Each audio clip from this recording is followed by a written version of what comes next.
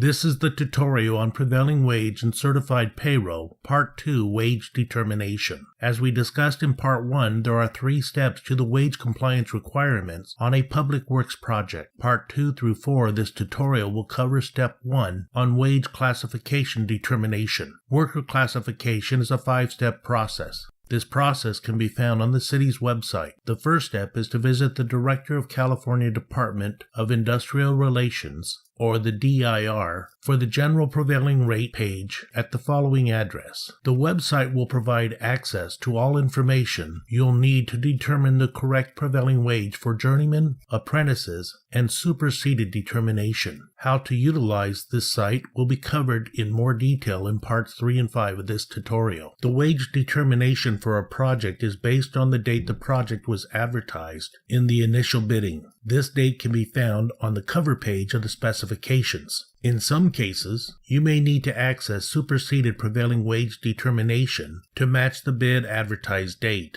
Access to this information is also found on the DIR website. Part 3 of this tutorial will discuss superseded wage rate in more detail. Step 3 is to narrow the region for the appropriate wage rate. Some rates are the same throughout the state, while others are more specific to Santa Clara County. Part 3 of this tutorial will cover the process to identify the correct region. Step 4 specifies the classification being performed by the worker. The classification must match the work being performed, and the worker must be paid in accordance with the proper classification. Step 5 is listing each worker by classification on the workforce statement. The workforce statement is covered in more detail in Part 8 of this tutorial titled Labor Compliance Forms. In this Part 2, we discuss the 5-step process towards determining craft and classification. The Department of Industrial Relations website is where you will have access to the published wage rate determinations. Use the bid advertised date when looking up wage determination, even after it's been updated.